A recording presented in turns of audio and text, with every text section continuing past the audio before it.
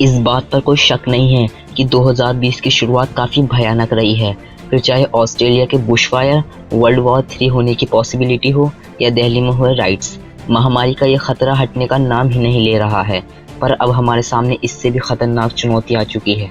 जी हाँ, मैं बात कर रहा हूँ कोविड-19 यानी नोवेल कोरोना वायरस की। तो चलिए शुरू करते हैं। रुको, शुरू करने से पहले एक बात बता दूं, अगर आप इस चैनल पर नए हैं तो इस लाल बटन को तोड़ो या फोड़ो, या जो भी आपके आसपास रखा हो उसे फेंक के मार दो, मुझे कुछ नहीं पता, बस सब्सक्राइब हो जाना चाहिए। तो चलो शुरू करते हैं बिना किसी फालतू बात के और बिना टाइम वेस्ट किए। चीन के वुहान शहर से निकलने के कारण इसे वुहान वायरस भी कहा जा रहा है, लेकिन साइंस के सर्कल में इसकी पहचान 2019 एनकोव से हुई। 2019 एनकोव का फुल फॉर्म है 2019 नोवेल कोरोना वायरस। इसे समझने के लिए इसके नाम को तोड़कर एक एक चीज समझनी होगी। पीछे से तोड़ना शुरू करते हैं वायरस से। वायरस क्या होता है? चलो वायरस को समझाने के लिए मैं ऐसे बताता हूँ कि हमारे आसपास बहुत सारे कीटाणु घूम रहे हैं और उनमें से सबसे खुराफाती कीटाणु है वायरस। वायरस को एक ऐसे तरीके से भी समझ सकते हैं, स्कूल का वो बच्चा जो कभी अपना टिफिन नहीं लाता और दूसरों का खाना खाता है। हमारा जो शरीर है ना, वो बहुत सारे सेल्स यानी कोशिकाओं से मिलकर बना है। ये बात तो आप सभी को पता ही होगी। ये सेल्स अपना खाना खुद बनाते हैं। वायरस अपना खाना खुद नहीं बनाते। उन्हें जैसे ही किसी सेल का चूल्हा जलता दिखता है, वो अटैक कर देते हैं। अटैक करके क्या करते हैं? अटैक करने के बाद वायरस सेल से एनर्जी खींचते हैं और ये अपने जैसे दूसरे वायरस बनाने लगते हैं और इस तरह ये फैलने लगते हैं। इनकी फैलने की रफ्तार बहुत ही तेज़ होती है, इतनी तेज़ कि यह अपने आप में एक पैमाना यानी स्केल है। अगर कोई चीज़ तेज़ी से फैल रही होती है तो हम कहते हैं ना वायरल हो गई, उसकी वीडियो वायरल हो गई। अगर कोई वीडियो बहुत तेज़ी से फैलती तो हम यही तो कहते हैं ना, वो वीडियो वायरल हो गई। ये इसी वायरस से आया है। कोरोना वायरस कोई एक वायरस का नाम नहीं है, ये वायरस के एक ग्रुप का नाम है। और इस ग्रुप की खासियत ये है कि इसके ग्रुप की स्ट्रक्चर अलग है, बिल्कुल ताज जैसी बनावट। कोरोना इंग्लिश के वर्ड क्राउन से आया है। क्राउन मतलब ताज। इलेक्ट्रॉन माइक्रोस्कोप से देखने पर ये कोरोना वायरस रेशेनुमा आकृति से घिरे दिखते हैं, जैसा किसी ने ताज पहन लिया हो। इसलिए इस वायरस की फैमिली का नाम पड़ा कोरोना वायरस। असल में कोरोना वायरस बहुत बड़ी फैमिली है और इसके ज़्यादातर केस जानवरों में ही देखे गए हैं, जैसे बिल्ली, चमगादड़, सांप आदि। अब तक इंसानों तक गिनती के 7 कोरोना वायरस पहुंच पाए हैं। आप बस 2 कोरोना वायरस के नाम याद रख लीजिए, सार्स और मार्स। और अभी हम 2019 एनकॉफ की बात करेंगे। 2019 एनकॉफ ही वो वायरस है जिसने अभी पूरी दुनिया में हड़कंप मचा रखा है। पूरी दुनिया मान लो उथल पुथल हो गई हो। 2019 तो आप समझ ही गए होंगे। पहला केस दिसंबर 2019 में सामने आया था, इसलिए इसकी पहचान के लिए शुरू में 2019 जोड़ा गया है। नोवेल मतलब नया। 2019 एनकॉफ कोरोना वायरस फैमिली का सबसे नया सदस्य है, इसलिए इसके साथ नोवेल शब्द जोड़ा गया। ये वायरस सांस नली से होता हुआ अंदर की तरफ जाता है, इसलिए हमारी सांस नली बहुत तकलीफ में होती है। हमारे शरीर के अंदर लड़ी जाने वाली इस लड़ाई को ही हम लक्षण की तरह देखते हैं, और ये लक्षण किसी आम स्नफल मतलब जुकाम के जैसे ही हैं। वैसे जिन्हें नहीं पता उनकी नॉलेज के लिए बता दूं, स्नफल वायरस के शरीर में घुसने के कारण ही होता है। ज़्यादातर वायरस स्नफल देकर निकल जाते हैं। निकल क्या लेते हैं, हमारा शरीर उन्हें निकाल देता है। लेकिन कुछ वायरस गर्म खोपड़ी के होते हैं, जैसे कि सार्स और मर्स। पर अब 2019 एनकॉफ भी। कोरोना वायरस के शुरुआती लक्षण किसी आम वायरस के ही जैसे हैं। बुखार, ड्राई कफ, मांसपेशियों में दर्द होना, सांस लेने में तकलीफ, गले में खराश एक्सेट्रा। जैसे जैसे ये वायरस अंदर शरीर में फैलते हैं, शरीर को निमोनिया जकड़ लेता है। निमोनिया मतलब हमारे एक या दोनों फेफड़ों तक इन्फेक्शन पहुंच जाता है। इस स्टेज पर फेफड़ों के एक्सरे से इसे पहचाना जा सकता है। अब तक जितने भी कोरोना पेशेंट की स्टडी की गई है, उनमें से ज़्यादातर को निमोनिया था। और वो जगह जहां पर सबसे पहले कोरोना वायरस के आने की खबर मिली, वो है south China Wuhan sea food market.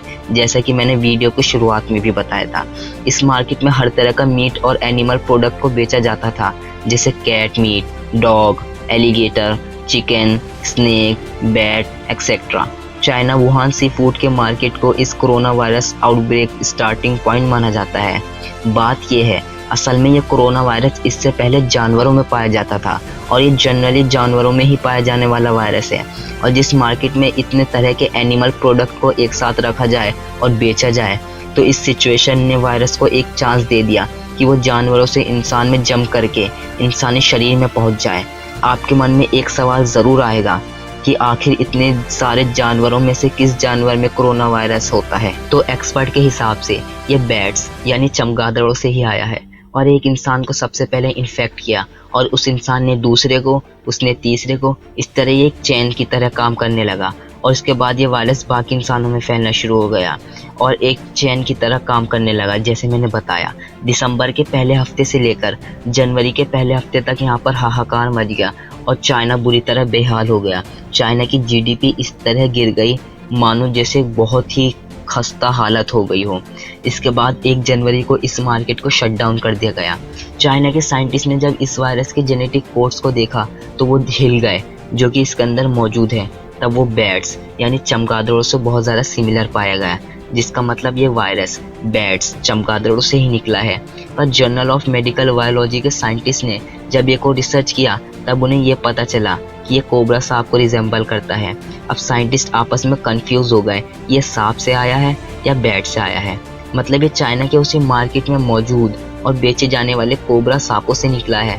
तो इससे कई लोग ये भी एक्सपेक्ट कर रहे हैं कि ये मल्टीपल एनिमल से आया है, क्योंकि इस मार्केट में सांप, चमगादड़, कुत्ता, बिल्ली और कई तरीके के जानवर बेचे जाते हैं। पर बात ये है, अभी तक चाहे जितनी भी रिसर्चेस की गई हो, अभी तक कोई एग्जैक्ट एविडेंस नहीं मिला है, कोई श्योर जानकारी नहीं है कि ये वायरस कहाँ से आया और किस जानवर से आया। बाद में पब्लिश की गई कई सोर्सेस ये बताती है ये चमगादड़ या सांप नहीं बल्कि वायरस का कोई और अननोन ओरिजिन है। और कई बड़े बड़े एक्सपर्ट और साइंटिस्ट का तो यह भी मानना है कि ये ह्यूमन मेड बायोलॉजिकल वेपन्स है जो आने वाले समय में युद्ध को बढ़ावा दे सकता है। तो चाइना में उस वायरस के फैलने के बाद एक लोगों को सिम्टम्स यानी लक्षण दिखने लगे। उसके बाद चाइना के एक डॉक्टर जिनका नाम था डॉक्टर ली वैन, उनके पास कोरोना वायरस के सबसे पहले कुछ पेशेंट आए और उन्हें भी नहीं पता था कि ये कोरोना वायरस के पेशेंट है। उस वायरस के इन्फेक्शन के बाद ही डॉक्टर ली को समझ आ गया कि ये एक नया वायरस है जो बहुत ख़तरनाक साबित होगा, जो कि आज से पहले इंसानों में कभी नहीं देखा गया और इसके प्रॉपर्टीज़ के बारे में कुछ भी नहीं पता था। उन्होंने अपने डॉक्टर के ग्रुप में इस वायरस के बारे में बातचीत की और सबको वार्निंग दी और इसको लेकर सीरियस होने को कहा, पर सबको लगा ये कोई मजाक है क्योंकि बाद में जाकर ये बहुत ही भयानक तरीके से फैल सकता है। उन्होंने कहा इस बात को, पर जैसे ये बात फैलने लगी तभी डॉक्टर ली को अरेस्ट कर लिया गया वहाँ की गवर्नमेंट द्वारा, क्योंकि वहाँ की गवर्नमेंट को यह लगा कि झूठी बातों को फैलकर लोगों में डर पैदा कर रहा है। स्प्रेडिंग र्यूमर यानी अफवाह फैलाने के केस में उन्हें अरेस्ट कर लिया गया। पर उनके अरेस्ट होने के कुछ दिन बाद जो होता है वो इतिहास के पन्नों में नोट किया जाने वाला था। उसे देखकर पूरी दुनिया हिल गई, मानो पैरों तले जमीन खिसक गई। पहले कुछ गिने चुने मरीज थे कोरोना वायरस के, पर उनको अरेस्ट करने के बाद बहुत ही तेजी से पूरे वुहान शहर में हजारों की संख्या में लोग इन्फेक्टेड होने लगे। और यहाँ तक डॉक्टर ली वैन जिन्होंने कोरोना वायरस के बारे में सबसे पहले बताया था, उनको भी कोरोना वायरस ने इन्फेक्ट कर दिया और 7 फरवरी 2020 को अनफॉर्चुनेटली उनकी डेथ हो गई। अगर वहाँ की गवर्नमेंट डॉक्टर ली को सीरियसली लेती और उन्हें अपना काम करने देती और उन्हें अरेस्ट न करती तो शायद ये कोरोना वायरस ना फैलता। पर वुहान चाइना से बाहर निकलकर वो वायरस बाकी शहरों में भी फैल गया। जैसे मैंने बताया था, ये ह्यूमन टू ह्यूमन फैलता है और जनवरी 2020 के बाद फरवरी मार्च के इन महीनों में इनके केसेस और भी बढ़ गए और आखिरकार 11 मार्च 2020 को WHO यानी वर्ल्ड हेल्थ ऑर्गेनाइजेशन ने इसे ऑफिशियली ग्लोबल पैंडेमिक यानी महामारी घोषित कर दिया। और WHO की वेबसाइट पर रेफरेंस कोविड-19 की सिचुएशन के डैशबोर्ड को अगर हम देखें तो आप यहाँ देख सकते हो कि लगभग 38 लाख लोग इससे इन्फेक्टेड हुए हैं और अभी तक लगभग 2 लाख की डेथ हो गई है। और worldometer.info के डैशबोर्ड को देखें तो पूरे विश्व भर में अभी तक लगभग 14 लाख लोग रिकवर भी हुए हैं। तो अब आपके मन में एक सवाल आ रहा होगा, कोरोना वायरस होने के सिम्टम्स यानी लक्षण क्या है और क्या हमें घबराने की ज़रूरत है? तो आप उन सिम्टम्स को इस डैशबोर्ड पर देख सकते हो। 87% केसेस में फीवर हुआ है और 67% केसेस में ड्राई कफ हुआ है और बाकी चीज़ों को भी आप देख सकते हो। और यहाँ पर सबसे मेन बात ये है, इसका मतलब ये नहीं अगर आपको फीवर है तो आपको कोरोना वायरस है, अगर आपको ड्राई कफ है तो आपको कोरोना वायरस है। डरने की कोई ज़रूरत नहीं है। पर अगर आपको अंदर से ऐसा फील होता है कि आपकी सिचुएशन बहुत ज़्यादा ख़राब है, वो तो आपको फील हो ही जाएगा और आप सह नहीं पा रहे हो, तब आप अपने सेटिस्फेक्शन के लिए जो आपके नियरेस्ट हॉस्पिटल में जाकर अपना टेस्ट करवा सकते हैं। पर यहाँ पर सबसे ज़रूरी ये है आपको जानकारी हो, आपको नॉलेज हो, ताकि आप सतर्क रहें, ताकि आपको हो ही ना और आपको हॉस्पिटल जाने की नौबत ही ना आए और आप और आपकी फैमिली सेफ रह सकें। पहले आपको ये जानने की ज़रूरत है कि आपके शरीर में जनरली 2 टाइप के इन्फेक्शन बीमारियाँ होती हैं, बैक्टीरियाज इन्फेक्शन और वायरल इन्फेक्शन। बैक्टीरियाज इन्फेक्शन जैसे स्ट्रेप थ्रोट यानी गले में खराश, ear infection, urinary track infection etcetera. और दूसरा है वायरल इन्फेक्शन जैसे common cold, influenza, chicken pox, HIV, corona virus, AIDS etcetera. तो फैक्ट ये है कि बैक्टीरिया इन्फेक्शन जो होते हैं, जो बैक्टीरिया से होते हैं, उसके लिए क्योर साइंटिस्ट ने निकाल लिया है और लगभग हर तरह के बैक्टीरिया से कोई हुए डिसीज़ को हम लोग ठीक कर सकते हैं। पर जब वायरल के इन्फेक्शन की बात आती है तो नॉर्मल सर्दी लगना, कॉमन कोल्ड जो होता है ना, उसका भी साइंस कोई क्योर आज तक नहीं निकाल पाया है, क्योंकि वो वायरल इन्फेक्शन है, उसका कोई क्योर नहीं होता। चाहे वो कोरोना वायरस हो, चाहे वो डेंगू हो या फिर कॉमन कोल्ड हो, किसी को भी हम क्योर नहीं कर सकते, सिर्फ ट्रीटमेंट कर सकते हैं। क्योर का मतलब होता है तीर चलाकर उस बाहरी एजेंट को मार देना जो कि आपके शरीर में गया है और जिससे हम ठीक हो सकते हैं 100%। इसे ही क्योर होना कहते हैं। और ट्रीटमेंट अलग चीज़ होती है, ट्रीटमेंट क्योर नहीं होता। ट्रीटमेंट मतलब सिर्फ ऐसे ही थोड़ी बहुत चीज़ों को करना, सिचुएशन में आपको रखना जिससे वायरस बॉडी से बाहर आने के चांसेस बढ़ सके। बैक्टीरिया से हुई बीमारी को एंटीबायोटिक के ज़रिए डॉक्टर क्योर करते हैं। एंटीबायोटिक बैक्टीरिया को मार सकते हैं पर वायरस को नहीं। पर कोरोना वायरस कोविड-19 में अलग बात यह है कि ये कोई भी ट्रीटमेंट इसमें काम नहीं कर पा रहा, इसका कोई भी इफेक्टिव ट्रीटमेंट नहीं है। फ्यूचर में होगा या नहीं ये हम नहीं बता सकते, पर अभी तक तो नहीं है। हमें इस बात को ध्यान देने की बहुत ज़रूरत है क्योंकि ये बहुत ख़तरनाक डिसीज़ है। कई बड़े बड़े देश के वैज्ञानिक कोरोना वायरस की वैक्सीन बनाने में लगे हुए हैं। अमेरिका जो इस समय कोरोना वायरस से सबसे ज़्यादा इन्फेक्टेड है, कोरोना वायरस का प्रकोप अमेरिका में इतने तेज़ी से बढ़ रहा है, डेली हज़ारों की संख्या में लोग मर रहे हैं। सफाई कर्मियों की कमी हो गई है, लोग मेट्रो, किचन काउंटर और यहाँ तक कि अपने घरों की चीज़ों को छूने से भी डर रहे हैं। और आपके मन में एक सवाल ज़रूर होगा कि ये कोरोना वायरस सरफेस पर कितनी देर तक रह सकता है। तो मैं बता दूं, ये कोरोना वायरस हवा में 3 घंटे, कॉपर यानी तांबे पर 4 घंटे, कार्डबोर्ड पर 24 घंटे और प्लास्टिक और स्टेनलेस स्टील पर 72 घंटे तक रह सकता है। ये डेटा 11 मार्च को प्रीप्रिंट डेटाबेस मैट्रिक्स में पब्लिश किया गया था और अब the new England journal of medicine में 17 मार्च को संशोधित संस्करण में पब्लिश किया गया था।